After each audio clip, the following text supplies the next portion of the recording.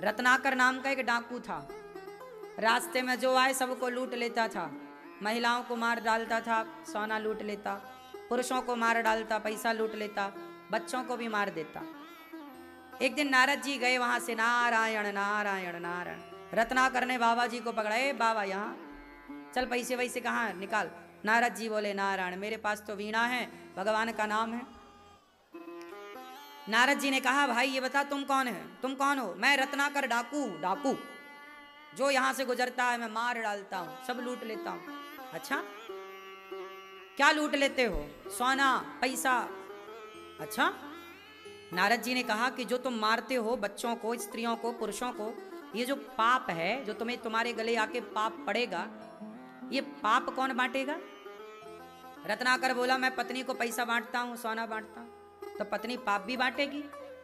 पिता को पैसा बांटता हूं, पिता पाप भी बांटेगा। नारद जी बोले, कोई ना बांटेगा, पैसे सब बांट लेंगे, पाप तुझे ही भोगना पड़ेगा। रत्नाकर जा पूछ के अपनी पत्नी से। रत्नाकर गया बाबा जी को बांध करके रस्सी से।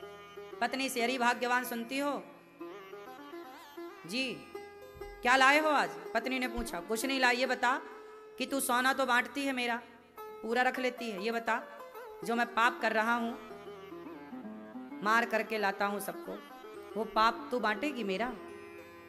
पत्नी बोली, ना। सोना लाए हो तो बताओ बट जाएगा, पैसा लाए हो तो बताओ बट जाएगा, पाप तो प्राणनाथ खुद को ही भोगना पड़ता है। को ना काहू को सुख दुख कर दाता। आपका किया पाप आप भोगेंगे, हमारा किया पाप हम भोगेंगे।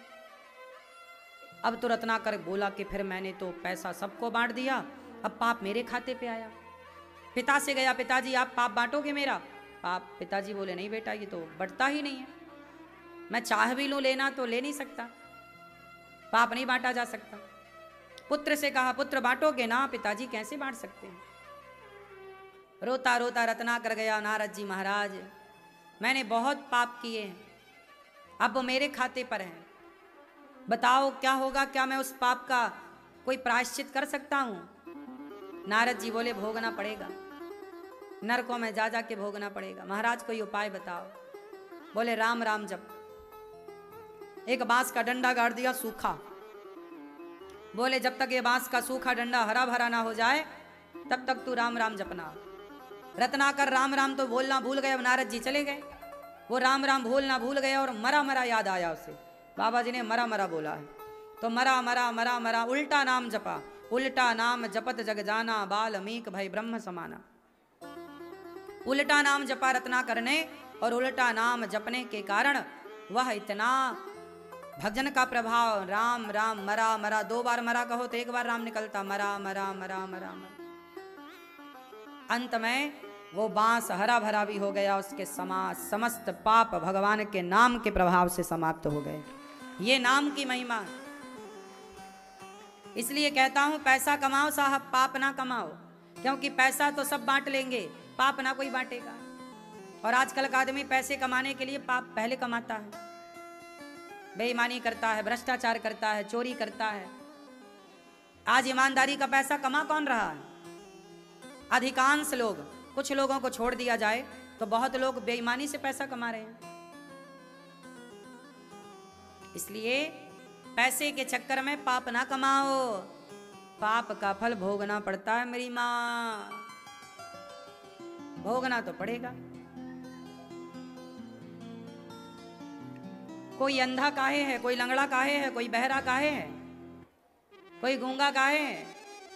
ये सब कर्मों के दंड है मेरी माँ।